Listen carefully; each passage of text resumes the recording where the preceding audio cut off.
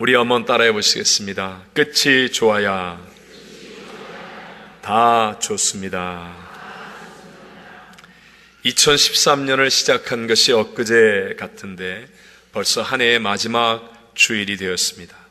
고사 성어 중에 단소승자, 끝단자, 미소소자, 승리할 승자, 그리고 놈자자를 써서 마지막에 웃는 사람이 진정으로 이기는 자라는 말이 있습니다. 스포츠 경기에서도 계속 지고 있다가 경기 종료 직전 마지막에 극적으로 승패를 뒤집는 팀이나 선수가 있습니다. 시작과 중간이 아무리 어려워도 끝이 승리이면 웃을 수가 있고 진정으로 이기는 자가 되는 것입니다. 공장에서 제품이 나올 때 아무리 좋은 재료를 사용하여서 정성을 다했어도 마지막 공정이 좋지 않게 끝나면 실패한 불량품이 됩니다.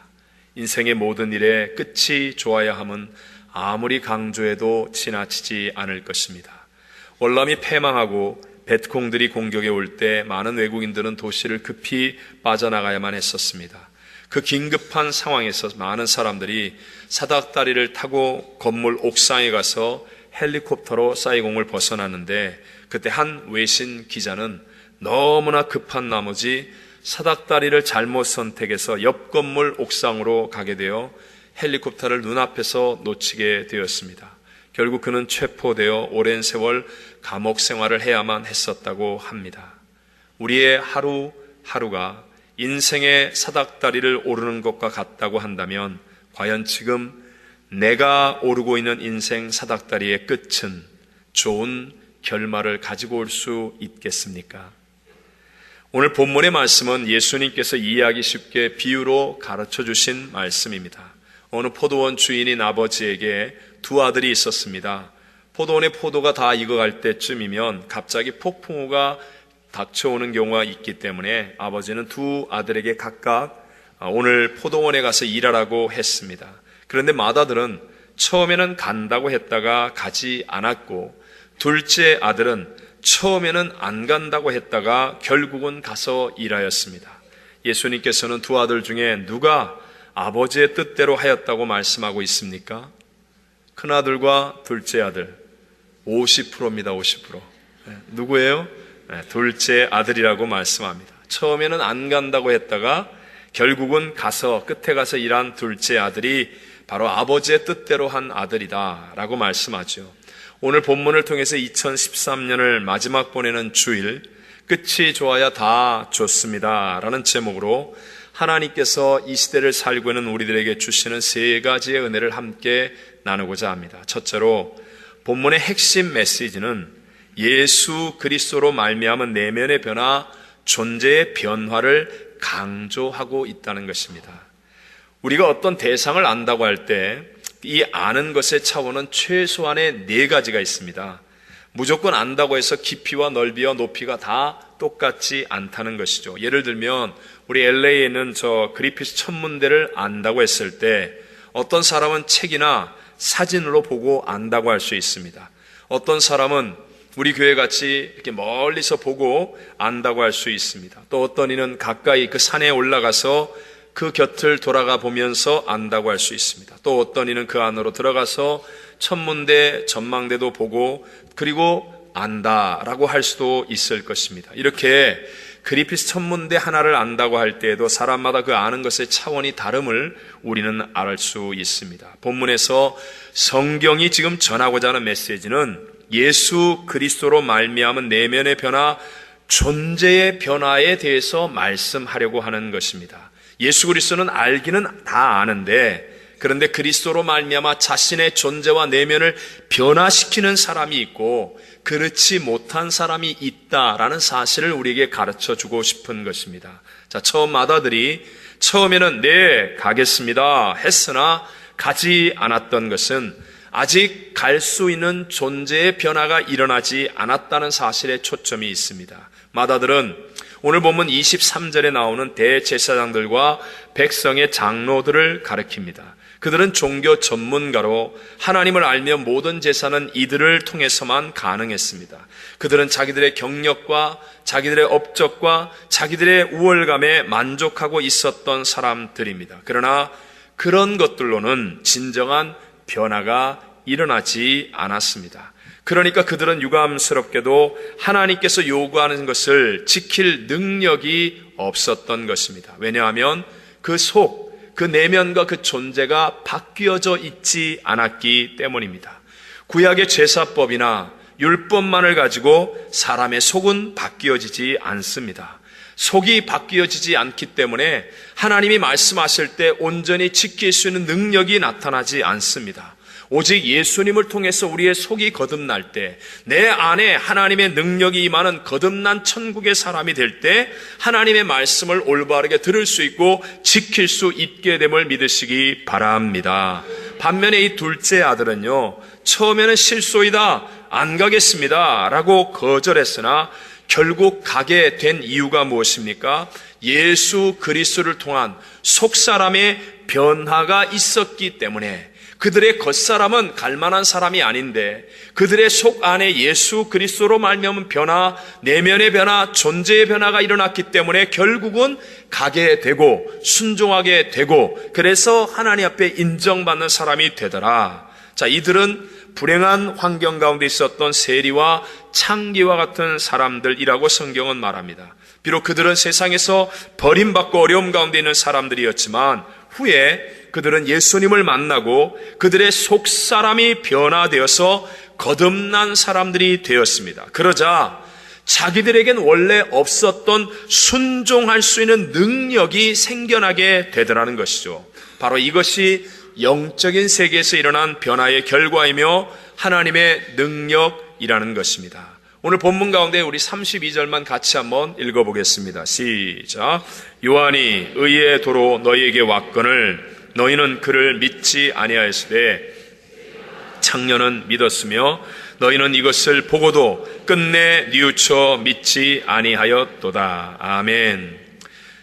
예수님께서 큰아들로 비유한 이 대제사장과 백성의 장로들이 믿지 아니하는 것은 진리가 보이지 않아서가 아니라 사실은 그들의 마음의 강팍함 때문에 그 안에 불순종의 영이 있었기 때문이었습니다. 그러니까 내면에 갈등이 일어나고 싸움이 일어나는 거죠. 그런데 사람들은요, 이러한 내면의 갈등이나 싸움, 영적인 상태를 자꾸만 교묘하게 감추어 놓고 겉으로 눈으로 보이는 드러나는 현상적인 문제만을 이야기하려고 합니다. 그렇기 때문에 영적인 진리가 그 내면 속에 들어가지 못하고 있는 것입니다. 대제사장과 백성의 장로들이 그러했습니다. 예수 그리스도를 보면서 또 그의 말씀을 들으면서 분명히 영적인 깨달음, 내면의 갈등과 찔림은 있는데 인정하고 싶지가 않은 거예요. 저런 사람에게 내가 깨달음을 받고 저런 사람들로 인하여 내 내면이 변화되어진다는 것을 인정하고 싶지가 않은 거예요. 그러니까 어정쩡하게 배척할 수도 없고 인정할 수도 없기 때문에 자꾸만 예수님을 향하여 교묘한 질문을 던짐으로 자기들 내면 속에 지금 일어나고 있는 영적 갈등을 눈에 보이는 현상적인 문제로 대체하려고 하는 것입니다. 거기에 비해서 변화된 세리와 창기들은 어떻습니까? 겉으로 드러나는 자신들의 현상이 확실한 죄인이기 때문에 그들은 겸손하게 자기를 포기하고 온전히 주님께 순종함으로 말미암아 그리스도가 말씀하는 것이 그의 내면 속에 들어오는 거예요. 그래서 내 속으로 들어와 이것이 내 안에 박혀 내면의 변화, 존재의 변화가 확실하게 이루어졌기 때문에 처음에는 나 같은 사람 못합니다, 안 됩니다 하다가도 내면 안에 있는 하나님의 능력이 그들을 움직여 결국은 가는 사람이 되어 끝으로 갈수록 성공하는 사람, 좋아지는 사람이 된 줄로 믿습니다. 그럼 두 번째로 내 안에 내면의 변화, 존재의 변화가 계속하여 일어나기 위해서는 어떻게 해야 하겠습니까? 그것이 바로 방향이 하나님을 향해 돌아서야 한다는 것입니다. 무엇이? 방향이 누구를 향해? 하나님을 향해. 이것은 내 방향을 얘기합니다. 나의 방향이 하나님을 향해. 내면의 존재, 내면의 변화, 존재의 변화가 일어날 때 둘째 아들의 경우, 예수님이 비유로 말씀하셨던 이 둘째 아들, 내면의 변화, 존재의 변화를 일으켰던 둘째 아들의 아들만이 가지고 있는 차이점은 하나밖에 없습니다. 그것은 바로 방향 전환이 이루어졌다는 거죠. 함께 30절 말씀을 읽겠습니다. 시작. 둘째 아들에게 가서 대답하여 이르되 실소이다 하였다가 그 후에 뉘우치고 갔으니. 아멘. 실소이다 했는데 왜 갑니까? 그 사이에 딱 한 단어밖에 없어요. 뉘우치고. 이 뉘우치고라는 헬라어 메타멜로마이라는 말은 마음을 바꾸다라는 말로 마음의 방향을 아버지께로 돌이켰다는 말입니다. 여러분이 잘 아는 회개라는 말이 메타노이아인데요. 이것이 바로 생각의 방향을 하나님께로 돌리는 것을 메타노이아라고 말합니다. 이전에는 우리가 세상을 바라보고 세상 속에서 세상의 방향을 따라서만 살았습니다. 그러나 회개하는 사람이 되어지면 생각과 마음의 방향이 틀어집니다.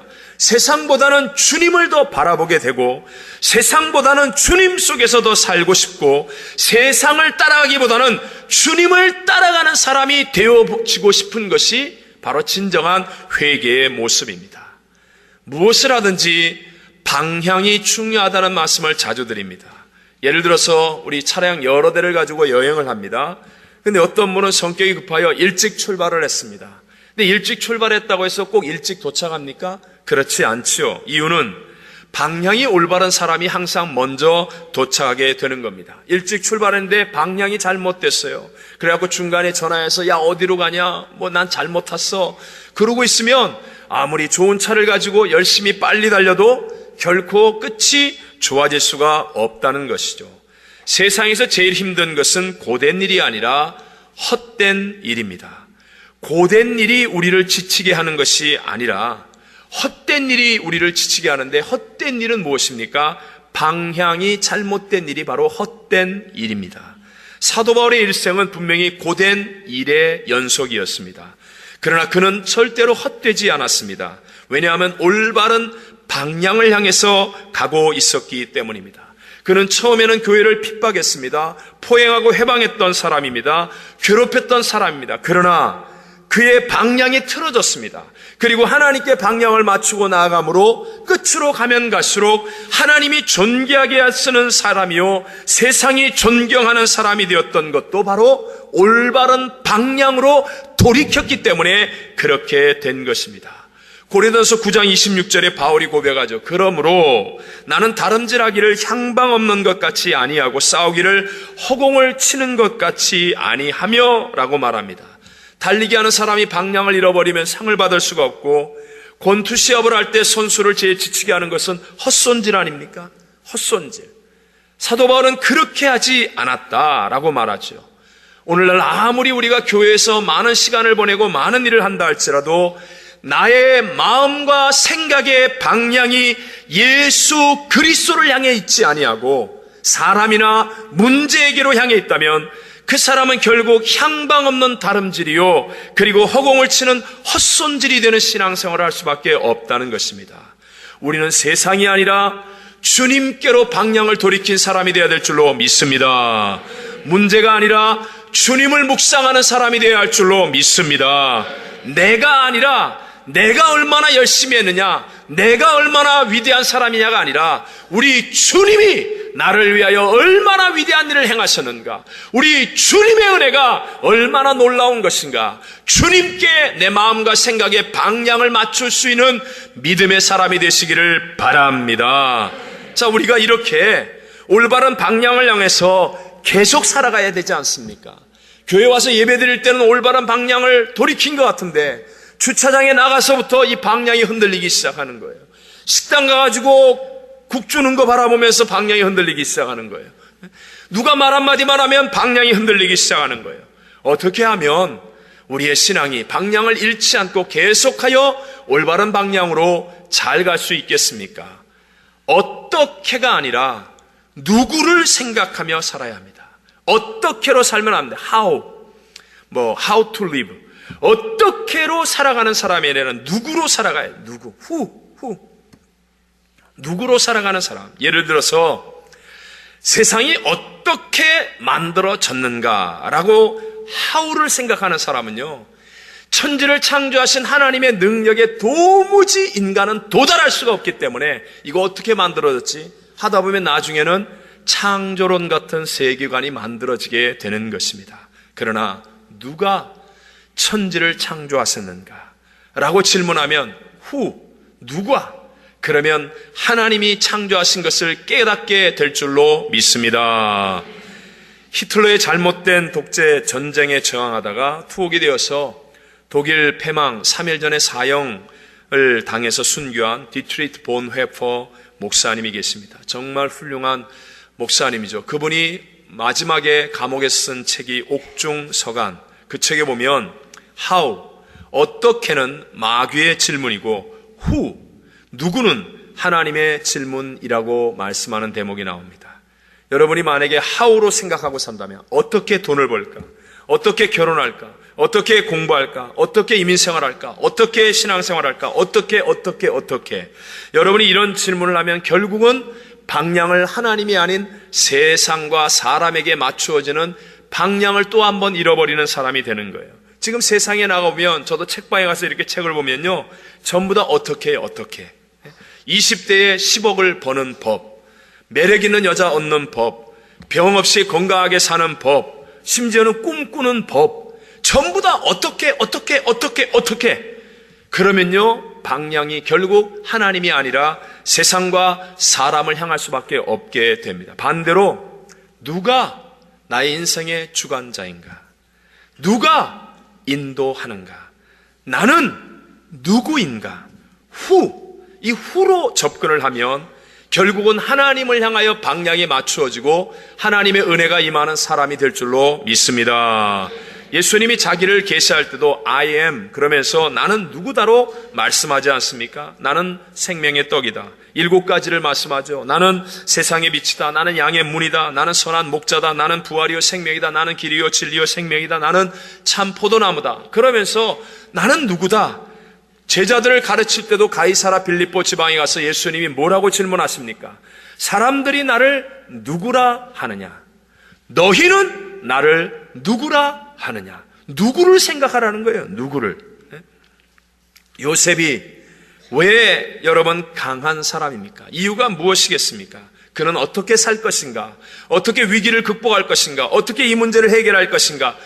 how, 어떻게로 살지 않고 항상 나는 누구인가? 나는 누구와 함께 하는가? 나와 함께 하시는 하나님께 방향이 맞추어져 있는 사람이었기 때문에 그는 노예 생활을 할 때도 억울하게 감옥 속에 있을 때에도 휘둘림을 당하지 않는 거예요. 나중에 형들을 만나는 자리에서도요, 자기는 애굽의 국무총리가 되어 있고 형들은 그 총리에게 양식을 빌려온 사람에 불과합니다. 얼마든지 원수를 갚을 수 있음에도 불구하고 나는 하나님이 내 가족과 온 이스라엘을 구원하기 위해 먼저 이 땅 애굽으로 보냄을 받은 자입니다. 나는 누구인가? 이것이 확실하니까 원수를 갚지 않고 용서를 베푸는 사람이요, 또 사람과 환경에서 휘둘림을 당하지 않고 강건하게 승리하는 사람이 된 줄로 믿습니다. 이렇게 내가 누구인가?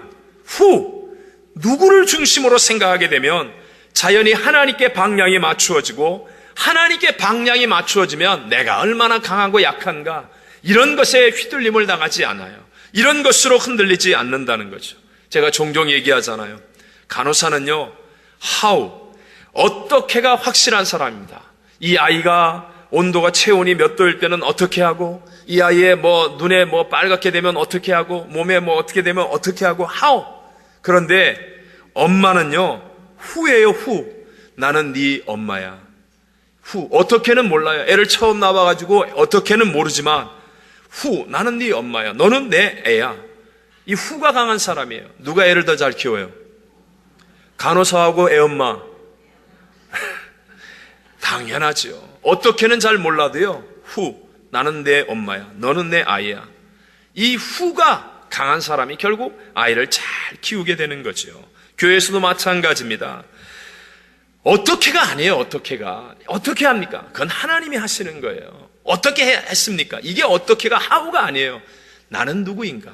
저 같은 경우는 나는 나성순복의 담임 목사입니다. 난 하나님께 부름받은 종입니다. 그러니까 며칠씩 밤을 새우고 철회를 해도 내가 시험 드는 경우는 없습니다. 시험 드는 경우 없어요.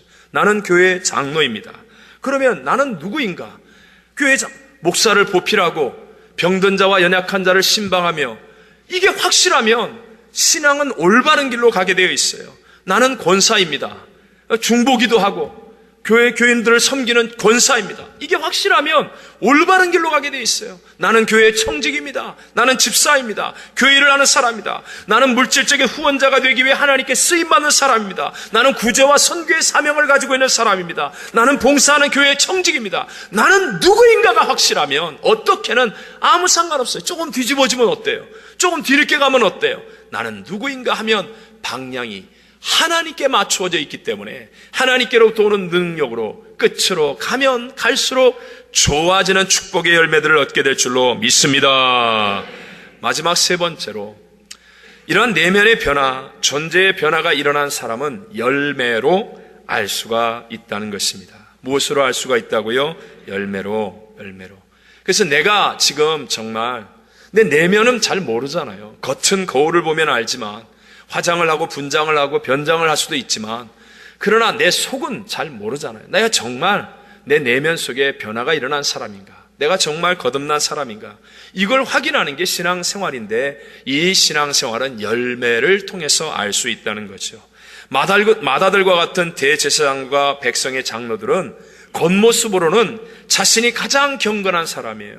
사람들 앞에 가장 종교적인 사람이었습니다. 그러나 열매가 올바르지 못하기 때문에 분별하는 거예요. 아, 저거 가짜구나. 저거 잘못된 것이로구나.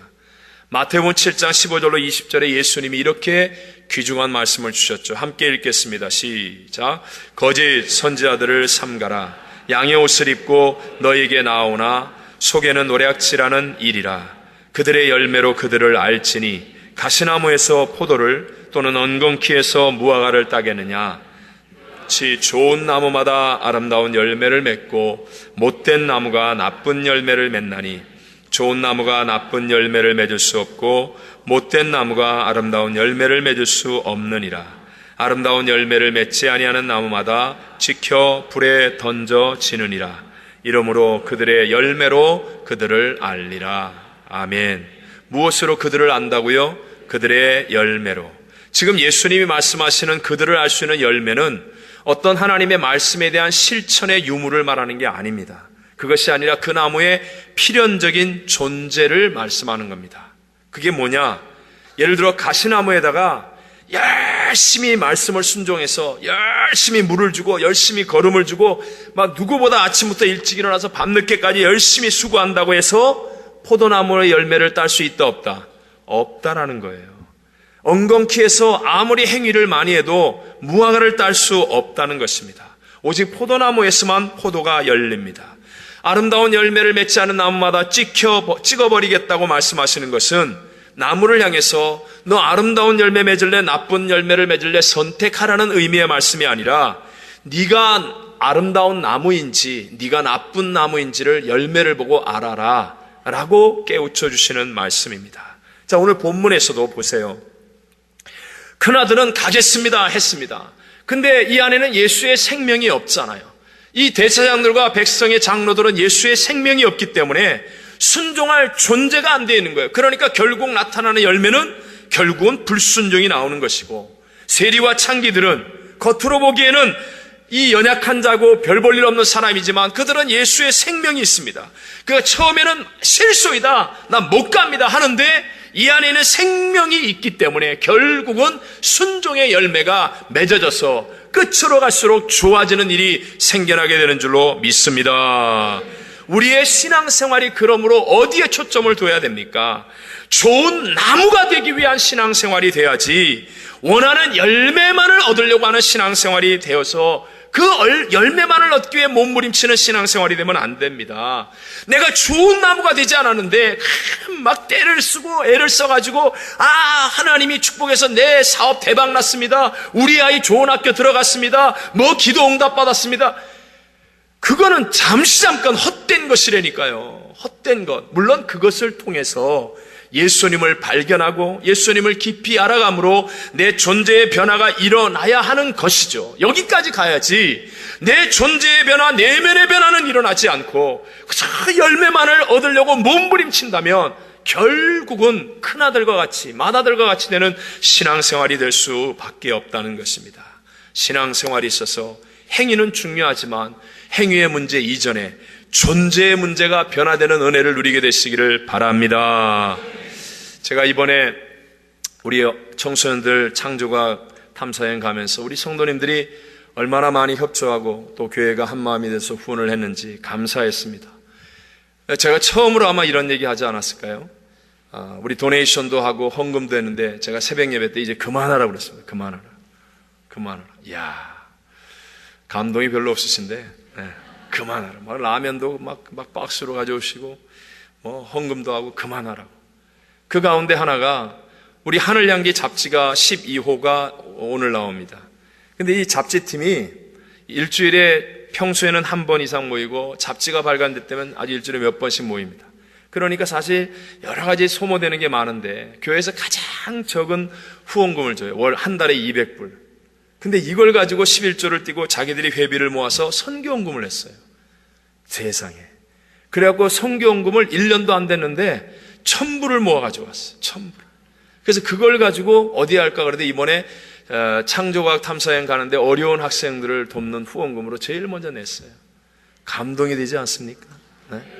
이게 여러분 이게 억지로 시켜서 되는 일이 아니에요. 존재에서 나오는 거예요. 예수 생명을 가지고 있으니까 나타나는 열매라는 거예요. 제가 오늘 이 얘기를 하고 정리를 해보려고 합니다. 마이클 야코넬리라고 하는 분이 쓴 영성이라는 책에 나오는 실화입니다. 실화. 영국 어느 목사님이 어느 주일에 설교하면서 자기는 이제 기독교 진리가 안 믿어진다고 설교를 하면서 사임을 하는 거예요. 사임을 하겠다고 하는 거예요. 오래되고 전통적인 아주 좋은 교회였는데 성도들이 충격을 받았습니다. 그리고 장로님들이 모여서 교인들의 총회인 공동회의를 열기로 했습니다. 대부분의 성도님들은 이제 새로운 목사님을 뽑는 일을 의논하겠구나 생각하고 모였는데, 근데 한 장로님이 교인들을 대표하여서 이렇게 말을 합니다. 목사님, 기독교가 진리가 아니라는 결정을 내리기까지 몹시 힘들었을 줄 압니다. 하지만 우리는 기독교가 진리라고 믿습니다. 사실 기독교가 진리라는 사실을 너무나 분명하게 확신하고 있기 때문에 목사님이 계속 우리 교회에 남아 주시기를 원합니다. 대신에 매주 우리에게 기독교에 대한 목사님의 의혹을 말씀해 주시기 바랍니다. 우리가 목사님과 논쟁할 수 있다고 생각하기 때문이 아니라 우리 교회가 목사님에게 진리를 찾을 수 있는 곳이 될 수 있다고 생각하기 때문에 목사님의 설교를 계속 듣고 싶습니다. 그래서 목사님이요, 무려 3년 동안 계속 나는 이게 안 믿어집니다. 이게 이상합니다. 이게 의심스럽습니다. 이러고 3년 동안을 이러고 설교를 한 거예요. 그렇게 설교하던 어느 날 목사님의 설교가 점점 바뀌기 시작하는 거예요. 이제 믿어지는 믿음의 설교가 이게 선포되기 시작하고 성도들이 듣기, 그러면서 언제부터인가 목사님이 믿음의 설교를 하고 있음을 들은 성도들이 감격해서 우는 거예요. 목사님은 그 성도들이 우는 걸 보고 우는 거예요.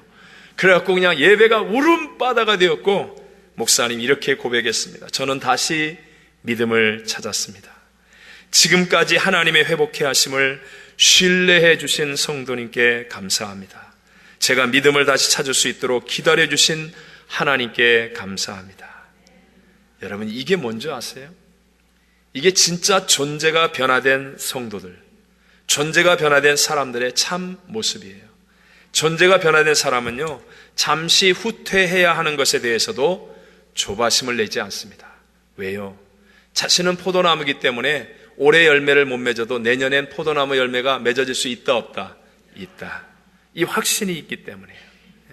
믿음의 조상인 아브라함도 가서는 안 될 애굽에 내려갔다가 낭패를 당하기도 했습니다. 모세도 주님보다 앞서서 자기 열심으로 그냥 애국 군사를 때려 죽였다가 실패자가 되어 광야를 방황하기도 했었습니다. 바울도 가시체를 뒷발질하는 것처럼 교회를 핍박하며 주님의 가슴을 아프게도 했고요. 베드로도 주님이 가장 연약할 때 배반하며 주님 마음의 못을 받기도 했습니다. 시작부터 끝까지 하나님의 마음을 상하지 않게 하고 다 잘할 수 있는 사람은 세상에 단 한 사람도 없다는 것입니다. 그렇지만 중요한 것은요, 처음부터 끝까지 다 완전하게 할 수는 없다 할지라도, 그러나 믿음의 승리자들의 공통점은 모두가 다 끝은 좋았다고 하는 것입니다. 왜냐하면 그 과정 속에 그들의 속사람, 그들의 내면의 존재가 변화되었기 때문입니다. 우리의 인생의 방향이 예수 그리스도를 향해 돌아서는 것이 승리의 길입니다. 매일 계속 이렇게 돌아설 수 있기 위해서 어떻게, how to live, 어떻게로 살지 말고 who, 누구, 내가 누구로 사는 삶이 되셔서, 그래서 그리스도 예수의 생명의 변화가 일어나므로 끝으로 갈수록 좋아지는 승리하는 인생이 되시기를 주님의 이름으로 축원합니다.